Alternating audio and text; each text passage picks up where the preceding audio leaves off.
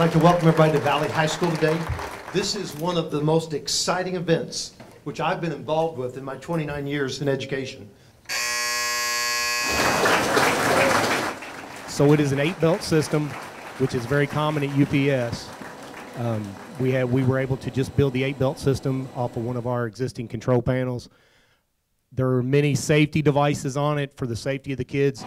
Here we are with a model that is very similar, if not exact, to the model at UPS. So when students go on field trips and job shadows and apprenticeships, they know that what they're working on here in the lab is exactly the same that they're going to see when they go to UPS and actually do that work. I cannot tell you how grateful we are to work with such high-tech equipment and programs that will help us prepare for this industry after high school. With this new equipment, our program will soar. Being a part of this academy has helped me become a better student. My attendance is better, my grades are better, and I was able to start playing basketball again for the school last year. I cannot accurately capture in words the emotional investment we've made in you and your future.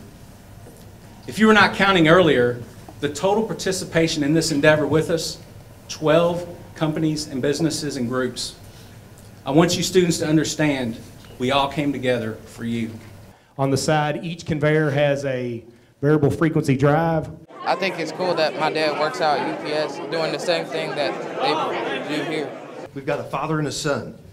These two are now going to be able to talk with each other because CJ is going to be training on some of that equipment that his dad works on a daily basis. What it means is to have my son in there. I believe in it so much that I want to have my son go through this program. He went to any other school I could put him in Jefferson County, but I wanted him to go out there because I wanted him to be a Viking, and I wanted him to be a part of UPS, and to get this experience that he needed. It's given me a direct path straight to UPS because you're implanting the same thing you do here out there.